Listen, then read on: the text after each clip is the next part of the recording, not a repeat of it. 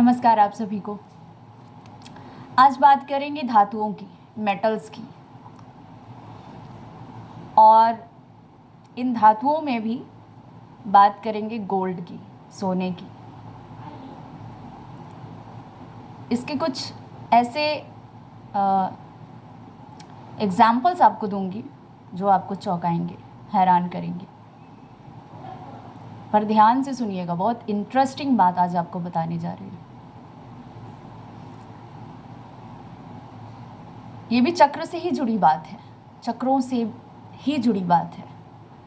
हमारे जो चक्र हैं, जितने भी हैं, उसमें से 5 फिजिकल चक्र, 5 फिजिकल चक्र, मूलाधार से विशुद्ध तक,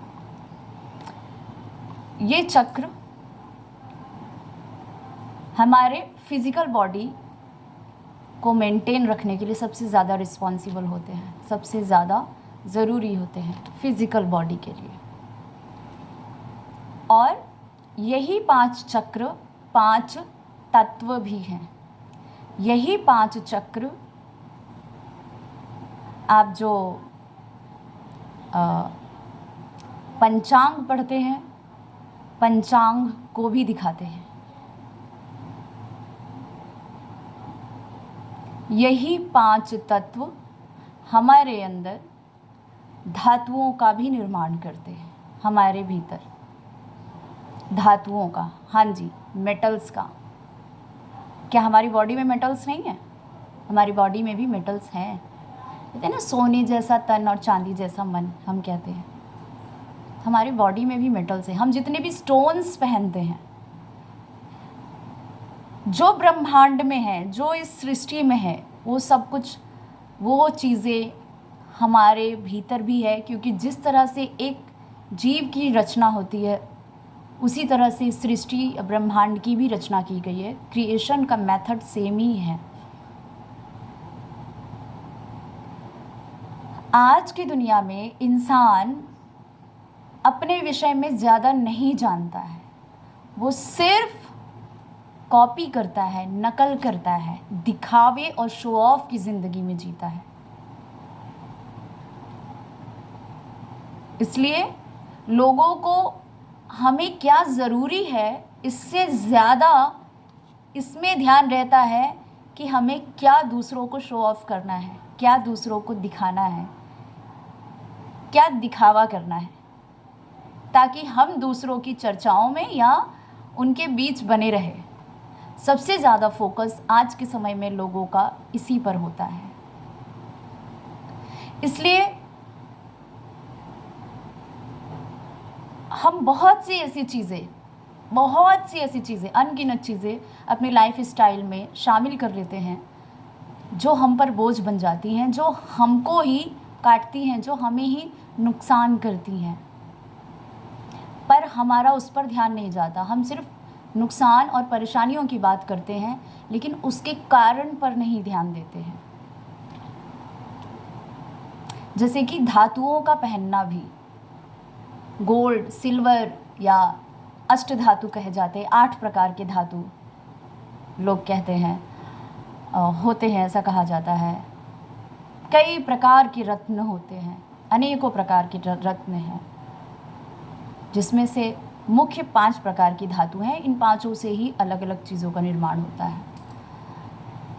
तो सबसे ज़्यादा आज डिज़ायर लोगों को किस धातु की होती है? किसकी कीमत सबसे ज़्यादा होती है? गोल्ड, सोना।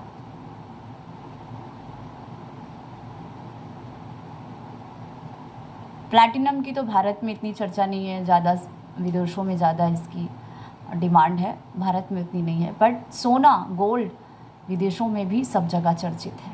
सब जगह लोगों को मिल जाए तो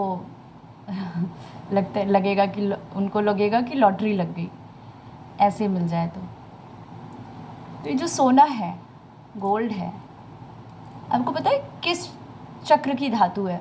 मैंने कहा जो 5 फिजिकल चक्र है, इन चक्रों में से हर एक चक्र की अपनी एक धातु, यानी उस चक्र के मजबूत होने से हमारे अंदर नेचुरली उस धातु का निर्माण होता है। अब कुछ लोग कहेंगे अच्छा तो फिर हमें अपने अंदर से काट के अगर निकालना ही है तो हम धारण क्यों करते हैं? हम धारण ही किसी चीज़ को इसलिए करते हैं कि उस चीज़ का गुण हमें मिले, और अगर हम में वो कम है तो वो बैलेंस हो जाए। जिसमें से कई ऐसी धातुएं हैं आज के समय में, खास करके सोना और चांदी, जो इंसान मतलब पहन ही लेता है, खरीदता ही है, खरीदना चाहता ही है, डिज़ायर रखता है उसे खरीदने का। उसे लगता है मेरे पास ये तो हम बहुत धनी हैं, क्योंकि उसकी वैल्यू आज मार्केट में बहुत है। इसलिए आपको पता है बहुत सारे लोग सोना खरीद के गरीब हो जाते हैं, बहुत सारे लोग सोना पहन के पैसों के लिए रोने लगते हैं, क्योंकि सोना जो है, जो गोल्ड है, वो मूलाधार चक्र यानी हमारे चक्र का सबसे नीचे का जो चक्र है, हमारा मूलाधार चक्र है, पृथ्वी तत्व होता है वहाँ का। मैं बहुत डीप आपको बातें बता रही हूँ चक्रों के विषय में। जो मूलाधार चक्र होता है वहाँ का जो तत्व है वो है पृथ्वी तत्व, और धातु है गोल्ड। तो ये जो गोल्ड है, इसीलिए कहते हैं सोना मिट्टी है। सोना एक तरह से पृथ्वी तत्व है। पृथ्वी तत्व में भी कौन सी? जो गर्म पृथ्वी तत्व है, वैसी जो वायु को बांध लेती है, अपने अंदर समाहित कर लेती है, वायु को ब्लॉक कर देती है, वो तो गोल्ड वो है।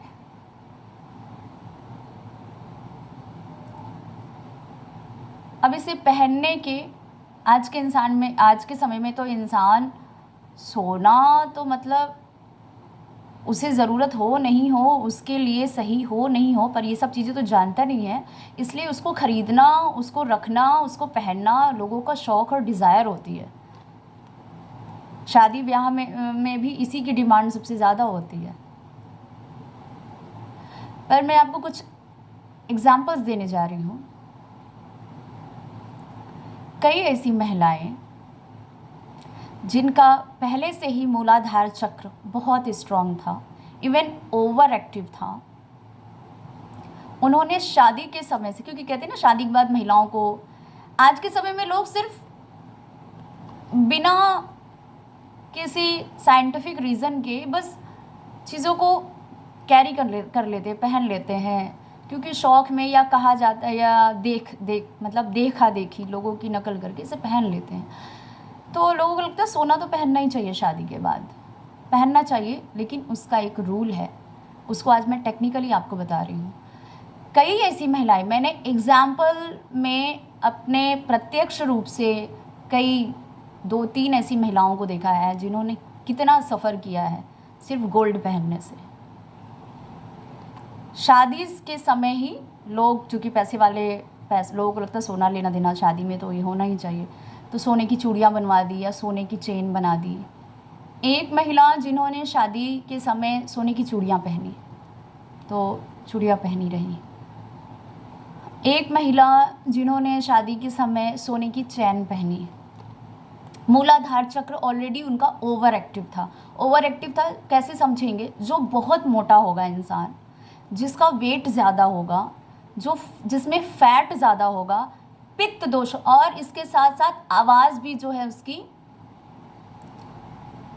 बुलंद होगी।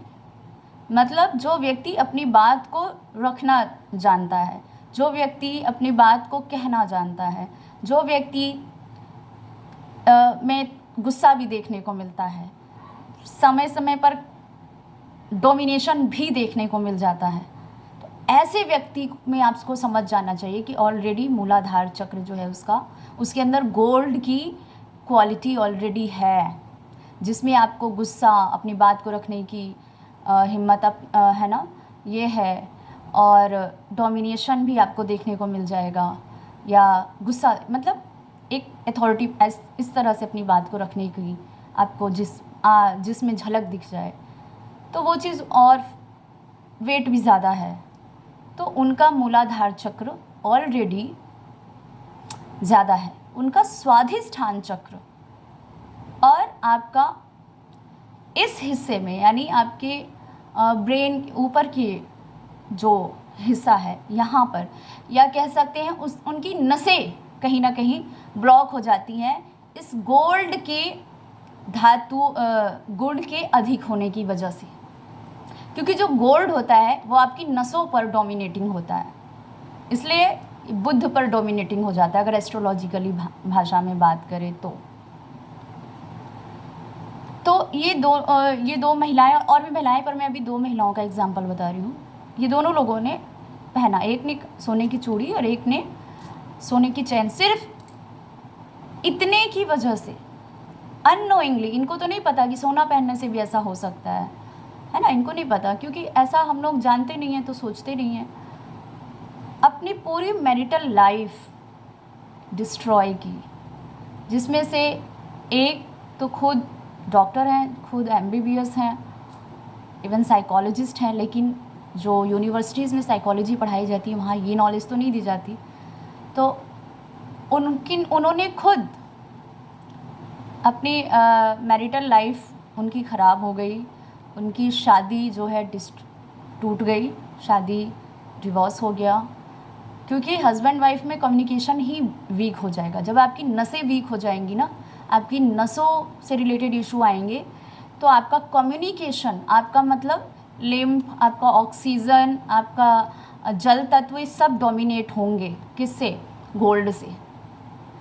तो इस वजह से आपका कम्युनिकेशन, आपका अनाहत चक्र कमज़ोर होगा, आपका स्वाधिष्ठान कमज़ोर होगा, आपका सहस्रार चक्र भी कमज़ोर हो जाएगा। गोल्ड जो है सबसे ज़्यादा अगर ओवर एक्टिव हो जाए तो सहस्रार चक्र को डोमिनेट करता है, ये हो जाता है। ये चीज़ें हुई, और उससे भी जो ख़राब चीज़ हुई ये हुई, ये इन दोनों ही महिलाओं में कॉमन मैंने देखा कि उनका जो बेटा हुआ, जो ये जो डॉक्टर महिला हैं, इनका जो बेटा हुआ वो बाय बर्थ मेंटली डिस्टर्ब हुआ, मतलब वो अपने आप से कोई कार्य नहीं कर सकता है, वो मेंटली डिस्टर्ब। क्योंकि जब गर्भ में बच्चा होगा, आपकी जो एनर्जी होगी वही तो बच्चे को होगी। ब्रेन डेवलप होने के लिए हमारे अंदर लिम्फ बहुत अच्छी मात्रा में होना चाहिए, पर अगर वो कम पड़ जाएगी तो ब्रेन डेवलप अच्छे से नहीं हो पाता है। तो वो बच्चा जो है बाय बर्थ मेंटली डिस्टर्ब रहा, आज भी है, मतलब वही उसे हैंडल करती हैं। जो दूसरी महिला हैं उनकी भी शादी में बहुत सारी प्रॉब्लम्स आई, मतलब बहुत सारी। जब वो मुझे बताने लगी तो बताते समय वो रोने भी लगी बहुत। जब उन्होंने अपनी स्टोरी बताई तो बहुत पेनफुल थी, बहुत कुछ उन्होंने सहा। और उनकी भी जब बेटी हुई तो बेटी के समय भी प्रॉब्लम बहुत ज़्यादा थी उनको, लेकिन चूँकि महिला, एक स्त्री जो होती है वो तो जल तत्व होती है बाय नेचर, तो वो उसमें तो वो खुद एक, क्योंकि वो बेटी थी तो उसको उतना तो नहीं पड़ा, लेकिन जो बेटा हुआ वो भी बाय बर्थ, क्योंकि उसके जन्म के समय प्रॉब्लम और ज़्यादा बढ़ गई थी, और वो भी जो बाय बर्थ हुआ तो उतना तो नहीं कि जितना वो डॉक्टर महिला का बेटा जिस तरह से मेंटली डिस्टर्ब हुआ, उतना नहीं, पर थोड़ा सा मेंटली वीक आप कह सकते हैं, मानसिक रूप से कमज़ोर, ये भी बेटा हुआ।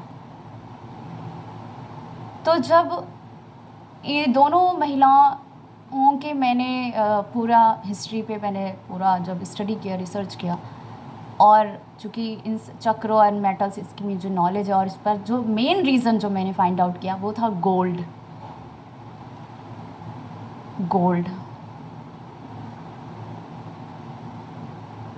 और भी कई महिला हैं जो सिर्फ गोल्ड पहनने की वजह से अपनी मैरिटल लाइफ को डिस्ट्रॉय करती हैं, अपनी प्रेगनेंसी को डिस्टर्ब करती हैं, और उनसे होने वाली जो संतान है, ख़ास करके एक बेटा है, तो उसके भी मानसिक स्वास्थ्य डिस्टर्ब होता है, उसका भी। यहाँ पर मैं साइंटिफिक बात बता रही हूँ कि मूलाधार चक्र में जो गोल्ड है वो आपके स्वादिष्ठान, अनाहत और सहस्रार चक्र पर डोमिनेट हो जाता है। किसे पहनना चाहिए गोल्ड? कब पहनना चाहिए?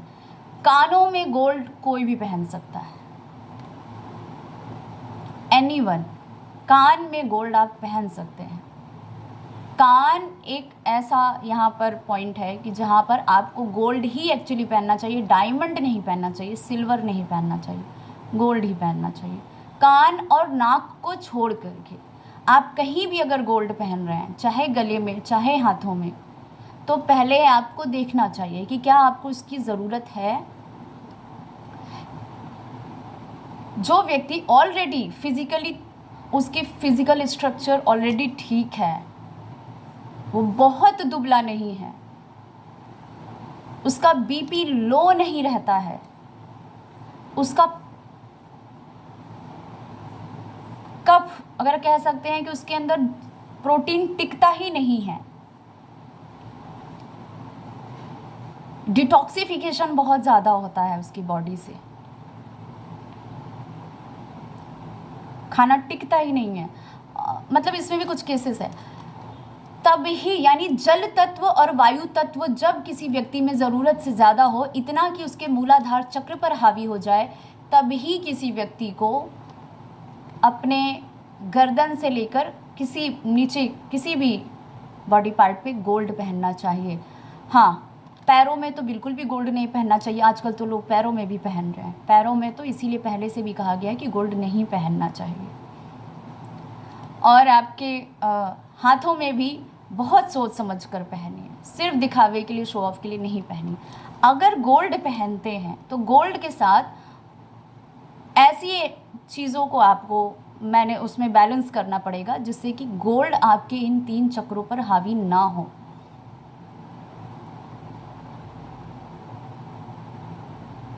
ये आपको ध्यान देना पड़ेगा। तो किसी नहीं पहनना चाहिए जो पित्त प्रकृति का व्यक्ति है। जो पित्त प्रकृति का व्यक्ति है, पित्त और कफ पित्त प्रकृति का व्यक्ति है, पित्त दोष या कफ पित्त दोष जिस व्यक्ति को होता है, जिसके अंदर हीट बहुत जल्दी बढ़ जाती है, जिसके अंदर कहीं ना कहीं डोमिनेशन आ जाता है, जिसके अंदर कहीं ना कहीं गुस्सा उसकी सोचने समझने की क्षमता को थोड़ी देर के लिए ख़त्म कर देता है, ऐसे व्यक्ति को गोल्ड नहीं पहनना चाहिए, चाहे मेल हो या फीमेल हो। आपको उसमें कुछ चीज़ें होती हैं जो बैलेंस की जाती हैं, उसके बाद आप पहन सकते हैं। अकेला सोना नहीं पहन सकते, नहीं पहनना चाहिए। आपको ध्यान रखना चाहिए कि कुछ महत्वपूर्ण चक्रों पर हावी हो जाएगा, आपके मन की शांति ख़त्म कर देगा, आपका वेट ज़रूरत से ज़्यादा आपको फुलाता चला जाएगा, वेट ज़रूरत से ज़्यादा आपका बढ़ता जाएगा, आपके अंदर जल तत्व के फ्लो को ब्लॉक करेगा, आपके शरीर में सूजन बढ़ाएगा, आपको स्वादिष्ठान चक्र से संबंधित समस्याएं देगा, किडनी से संबंधित समस्याएं देगा, ओवरी या फिर यूट्रस से रिलेटेड इश्यूज देगा, कम्युनिकेशन आपकी वीक कर देगा।